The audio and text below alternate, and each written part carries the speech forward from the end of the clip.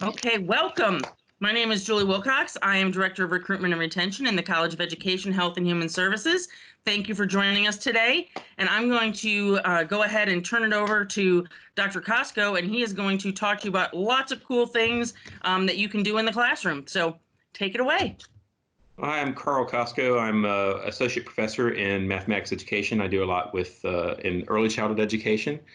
And so I've been asked to share a little bit about my research on using 360 video for teacher education and also for the classroom. So a little bit about that. I'm the principal investigator of the Extended Reality Initiative. If you want to check out our work, it's at xr.kent.edu. And it's funded by the National Science Foundation, and we have funding for the next few years to study the use of 360 video in teacher education. So what does that mean? Well, we use video a lot in teacher education. So if you're learning to be a teacher, you get a lot of video thrown at you. What 360 video does, though, it goes beyond just typical video, and it records in a spherical direction. And I have a whole bunch of cameras behind me that I brought home when we had the stay-at-home order. So what I'm going to do now is I'm going to share my screen, and hopefully I'll share the right screen here. And I'm just going to show a quick example. And so this is just a YouTube video on our YouTube channel. And these are students that are learning about fractions using pattern blocks. I'm not going to go into the content right now. What I'm showing you, though, is that I can use my mouse, or if I'm using a smartphone, I can turn in any direction. I can look all the way up at the ceiling. I can look all the way down at the floor. I can look in any direction. I could really try to get myself dizzy, or anyone watching, I can get dizzy if I wanted to. But there's several modes of watching this. You can watch this on a laptop, on a phone. If you're watching on a phone, you can actually turn your phone, and you don't have to use you use your finger or whatnot to move the screen. It's sort of like having Street View on Google Maps, but it's video instead of photos. And so why is this important? Why do we care about this? Well, whenever we're having future teachers or even practicing teachers watch video of classroom instruction, so maybe you're an in-class, in-service teacher, and you want to collect video for self-reflection, you can record it with 360 video, and you get a lot better sense of what's happening. So one of the things you'll notice here is we can see what all of the students are doing. And that really changes the focus of the video from being all teacher-centric to more student-centric. So we're actually looking at what the kids are doing during the lesson rather than always looking at the teacher. And that, in turn, allows you to learn a lot more about what's happening in the classroom, how different students are learning, so on and so forth. And one of the things that we're interested in is actually getting more than one camera. So in here, we don't have it set up yet. We're still working on creating what we call multi-perspective.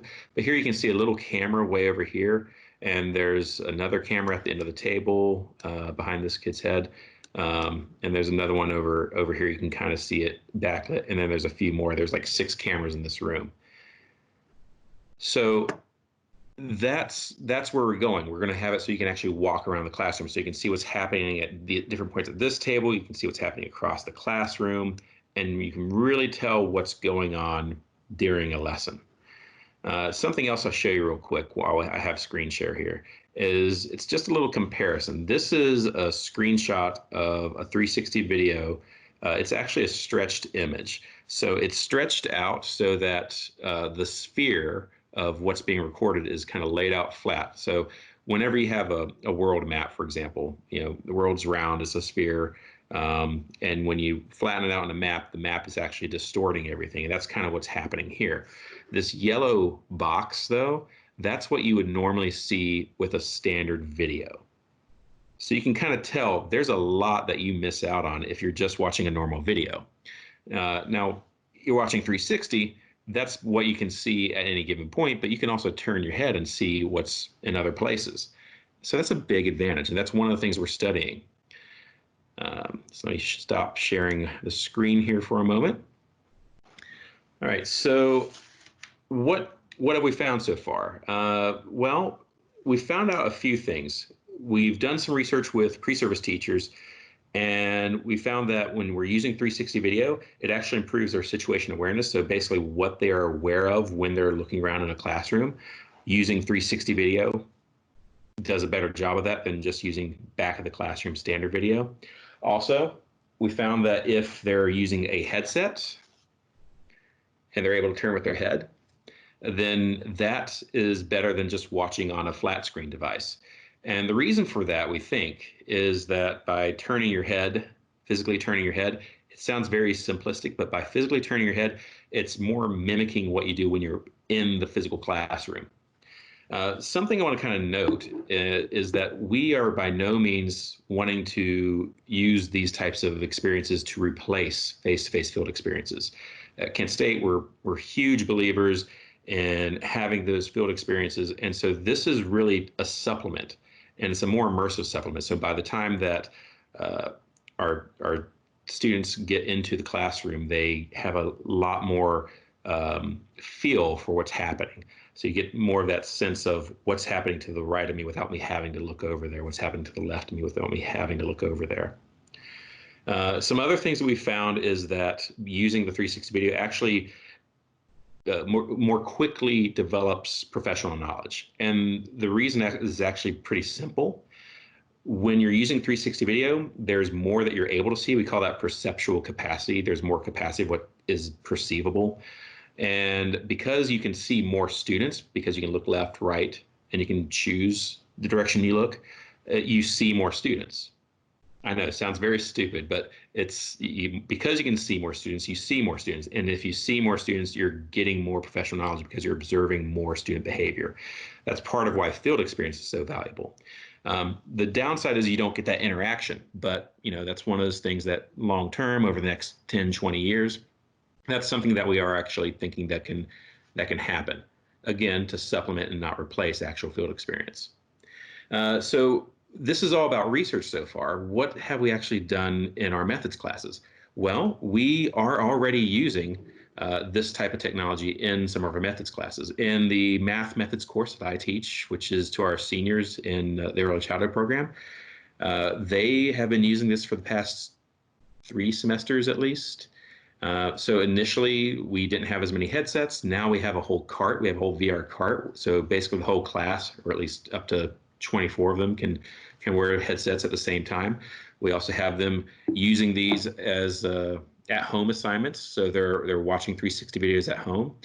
During this stage of COVID-19, with classes going 100% online, the graduate student that's teaching the course that I usually teach, she actually used one of our multi-perspective pilot experiences to replace one of our field assignments.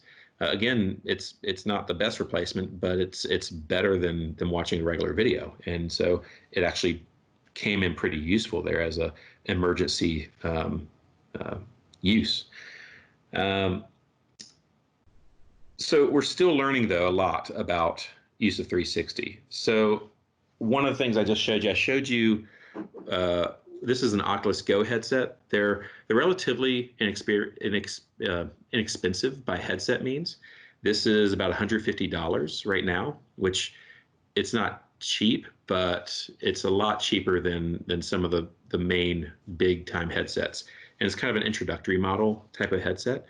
But you can also get Google Cardboard and variations of that for as little as $1 or $2. Sometimes Walmart has sales and you can get them for pretty cheap. Or, I mean, you can even spend as much as $5 or $10 for something like that, and you can just plug your phone in for that. Something else I wanted to show you is some of the equipment you can actually use. And at Kent State, we have some of this equipment that you can check out through IRC. But I find it's just helpful to kind of get a sense of what the equipment looks like when you're watching these videos. So here is one such camera. This is an Insta360 1X, and you can see there's a camera right here, and there's a camera on the other side. So there's basically 2 cameras, and they're what you call fisheye lenses. So they record half a sphere and another half a sphere, and you put it through the manufacturer's stitching program, and it stitches those 2 half spheres together. And I have a whole set of 360 cameras here. This is another one that we're starting to look at. This is what's called a 180 camera. And you can see it also has 2 cameras, but this is because it's trying to record 3D, and the cameras are eye distance apart. What we're interested with this is trying to see if having, when we're interviewing children and trying to gauge their understanding, say at a one-on-one setting or a small group setting, 360 cameras are not as useful because you can look at the kids on one direction and you turn the other side and there's a wall. So 360 cameras are more useful when you're recording in a whole class type of environment. But these might be more useful when you're just engaging with small groups or individual students. But we aren't sure if the 3D aspect is as useful. So that's one of the things we're kind of interested in finding out and seeing if that helps pre-service teachers more, or if it matters at all, if it's worth the time and effort. This is a Lenovo Mirage Solo, and it's about $100 now, so it's really, really cheap. So that's an option if you're wanting an introductory camera. And then I'm going to show you one other thing. So all of these are consumer grade. So there are actually some really, really nice cameras out there that cost a few $1,000s. We actually try to use consumer grade cameras that teachers and teacher educators could buy themselves. And this is another piece of equipment. I'm going to unscrew it here, but you can see it's attached right underneath the camera. This is I'm going to say a big word here, ambisonic microphone. And ambisonic microphones, they record for sound what 360 cameras record for the eyes. So with these, you can hear what's happening at this table. You can hear what's happening at a table over here. If you turn your head, the sound is now behind you and the sound is now in front of you. And we're looking to see if and how that makes a difference. Having been a classroom teacher, my gut feeling is it does. And it's one of those recommendations I would always give students when they're out in the field is to stand between two tables and try to hear what's happening at both tables simultaneously. Well, now we have something that can actually help them practice doing that without having to always go to the field. And this is also something that allows us to provide some more feedback because everyone gets the same experience. And then again, it supplements and not replaces the actual field experience. A few things on the horizon. So in the next few years, we're going to be creating these multi-perspective 360 experiences. Again, we have a few pilots experiences on our website that anyone can try. But we're wanting to create a lot more of them. And we've been recording those videos. And I think that'll happen in the next year or two. And those will be used in our classes. Some other things we're looking at in the next few years, potentially creating more virtual reality or using 360 cameras to create content.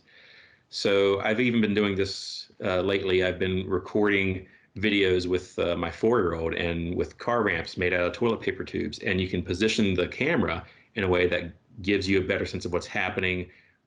He actually will watch them back and we can talk about what happened there.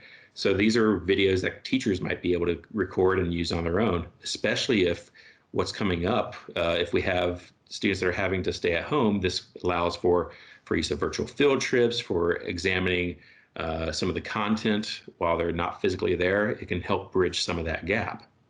And then virtual students. So we have a lot of field experience opportunities at Kent State, and plenty of other teacher institutions do as well. But it's always useful to be able to practice some of these skills before you're dealing with a real live breathing student. So one of the things we're thinking about is creating these AIs, artificial intelligence type of chatbots that we can use to help prepare people and practice their questioning and interview skills. Next 10 to 20 years, we're thinking about virtual classrooms, being able to physically walk around the classroom. Some of that technology is already available. You can physically walk around. What's more difficult is creating the what we call volumetric video that you can walk around in. And then more interactive students, having these virtual humans that you can interact with groups of. So those are things that are on the horizon that we're moving towards. So I think that I've gone through my 15 minutes, and I thought I'd go ahead and end there. Thank you so much. So we do have a few guests with us, and I'm going to open it up to them. I, of course, have questions because this is my first time learning all about this as well. So this is very exciting for me, but I will go ahead and let our people who have joined ask some questions if they have any. And you can just type them in the chat, or since there's just a few of you, if you want to turn on your microphone and ask it out loud, go ahead. Or maybe they don't have a question. All right. So I guess I'll start then with a question. So you talked about using this with your senior integrated math students. How early? Students. Early childhood, early childhood students in the math class. Because obviously you teach everything if you're doing early childhood. But what other classes, or how soon could they get involved with doing this? Could they help with some research? Is it more just for in the classroom, or are there other opportunities to kind of use this equipment? Yeah, there's a lot of different things that we're trying to figure out the best ways of using it. One of the things that we're really wanting to do is first make sure that our students have opportunities to consume the content and learn about it that way. We're talking about, or we're trying to get other faculty interested in experimenting and recording other classrooms with it, so it can be a place where we have 360 video in multiple classrooms, multiple levels. I think that there's definitely some interest. It's just obviously all plans for recording kind of got canceled for the spring. And I think there were definitely some people, we actually had physical education. They were going to go ahead and record some things actually to have a virtual field experience because we were going online. And then within the next day, they closed down the school. So that kind of killed that plan for now. I'm pretty sure there's a plan to go ahead and do that later. And I know with the high school math, integrated math, there's some interest in getting some video there. And I think that we've had someone try it in their field experience a bit. But yeah, we're looking at a lot of different options, potentially finding some cheaper cameras that we can buy in bulk. I know I've been talking with Julie Henry about that, and Julie, I see you're logged in, so I'll show my new find. This is a Gopro Fusion. It's $200. That's so far the cheapest 360 camera I found that is worth investing in. And it's nice because it's GoPro, so you can drop it, and my 4-year-old has. So it's always good to have sturdy equipment. I know since I've been home, my TV monitor that I have that I'm using has been pulled over twice, once by the dog and once by the 4-year-old. So still working. So there you go. Good quality for my $80. So do you know of any schools that are actually using some of this in our, are there any school districts that are kind of using this? I know there's a school in Talmadge, Cornerstone Elementary, that has headsets and cameras. There was a doctoral student that did some work with them in terms of helping to get them to learn about using the equipment, and the elementary kids actually use the cameras to record, and what they found was it helps improve their spatial reasoning, because when you're placing a 360 camera, I can verify this. It took me a whole summer to figure out how to place one camera, and now we're learning how to place 6 of them. But you have to really think about what's happening all around the camera, and it sounds simpler than it actually is. So it's a good skill. It really gives people an opportunity to think a little bit more spatially, and it shows up with even young children. So of our guests who are here, have any of you used any sort of technology with virtual or other kinds of technology that you might want to ask about? Because we do have, obviously, Dr. Kosko, but we also have Julie Henry, who's on our call, and she is our technology guru in our Dr. Henry has done a lot. She does all of our technology. So if you do have questions that you want to ask, or if you don't want to ask it, go ahead and type it in. We do have a few more minutes that we can talk about different things, or if you have just a question about our teacher education program in general. Obviously, you have 3 people here from Kent State who can answer some of those things. But if not, then I can keep asking questions because I'm always curious about lots of stuff. So you had talked about that they were possibly using this for some, not to replace field experience, but if we are not able to be out in the field. I actually did my undergraduate in physical education. So when you said videotaping physical education, that would be amazing. Like just thinking about when I had to watch videos and I had to tape myself and watch myself back and kind of critique what I did. I can't even imagine using the 360, how much more you could learn from that. Yeah, I have a colleague, there were 2 of my colleagues that in math ed actually came to Kent State last summer, and I taught them how to use the equipment. And one of them went back to her institution in Vermont, and she had a student using it in the field and recording himself as he was teaching math class. And he would watch himself. And so she said, okay, here's what you need to do. Turn the position, look at that one student for 15 minutes and see what's happening. And all of a sudden he had the light bulb moment. Oh, wait, they're not paying attention to my lecture. And it was a lot more to the point. It was a much more immersive, engaging, and pivotal moment for that pre-service teacher to learn, oh, I need to change how I'm teaching because of what the students are doing. And that's a really big deal. I feel like at least for early childhood, they've gotten to that point well before they get to me. But if we can have these opportunities early, then they get to that point earlier and they can start thinking much more like an experienced teacher in a lot faster way. I can see this even helping our students who are not on our teacher education programs, just with public speaking and with engaging, because all of our students at some point do presentations or they're out in the field. It could be their rec park tourism. They could be, whatever it is that they're doing, they have volunteers with them. So, anything that they're out in the field. So this is kind of exciting to kind of see if,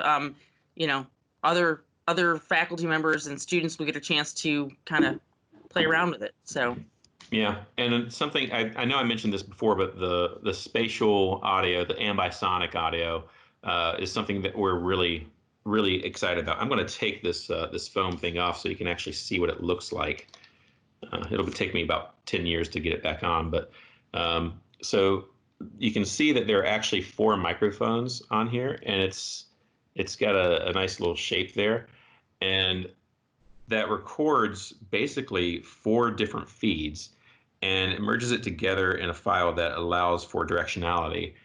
And we haven't analyzed data yet, but we got a chance to thankfully record a classroom with ambisonic microphones, and it's really fascinating being able to, as an experienced teacher, go in there and you can tell what's happening at different tables because you can hear the audio a little bit better. But if someone has not been a classroom teacher and they watch it, it's all confusing for them. So it's actually a really great way of getting at that cacophony and chaotic sense of all the sounds happening in a classroom. Very cool. Well, I know our Child Development Center, if for anyone who hasn't visited there, it is a lab school, so you can go to the Child Development Center and there is a room with microphones and headphones, and you can turn on a mic in different parts of the room. So this, though, you can do it all at one time, whereas there, it isolates it a little bit for you, but you have to physically be there. This is, sounds like this is obviously really great because it's a lab school anywhere you are. Yeah. I mean, I'd love to be able to. We're chatting about trying to get some sort of recording there, particularly the outdoor space, because their outdoor space is wonderful, and also because if you can record their outdoor space when it's warm, when it's January, and you want to do some sort of virtual observation of how there's the meaningful play and learning going on during that, that you can't really do that in January, but but you could with this. Yeah. This is very exciting. Obviously, this is the first I've heard of all the different things that are going on with it. So this is really interesting for me, coming from teacher education and now doing higher education, doing something completely different. But I can even see if we wanted to, you know, just different college activities even that people want to promote. And I'm just thinking of all the different things that I want to do.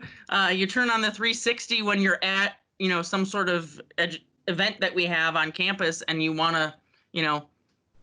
So this is a QCam 8K. So this is my highest resolution 360 camera. Now, anytime you get past 4K in resolution, you need a better graphics card. And we have a few of those because of the grant, but and I think we have a computer that might work in EHHS that's for general use.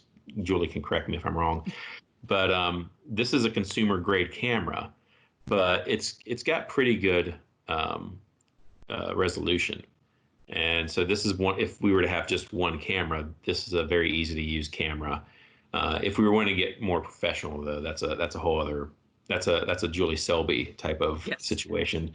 Yes.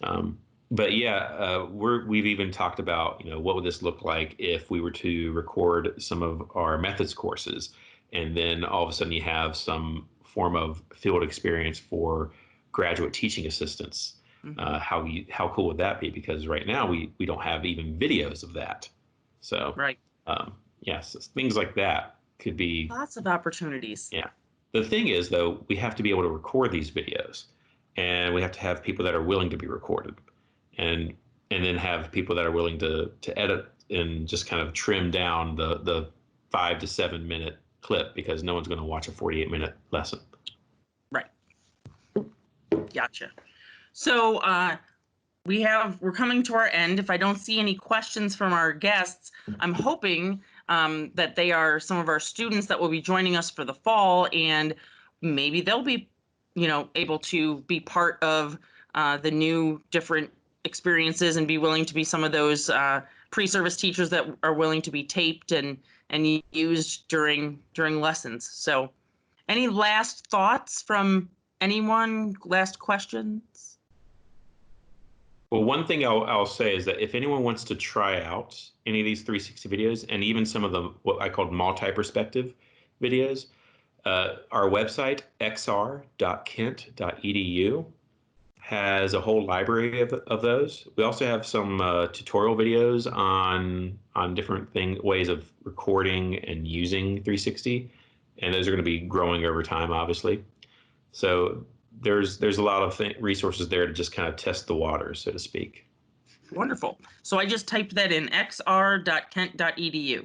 Yeah. And that'll get you to all this fun research, and you can kind of check things out. And if you do have questions, you can reach out through that website. You can also reach out to us. My name is Julie Wilcox. I think I sent you the emails for having to let you log in to see this video, and we'll be posting things on the website. Check us out on social media, and we look forward to seeing you in person very soon. So thanks so much.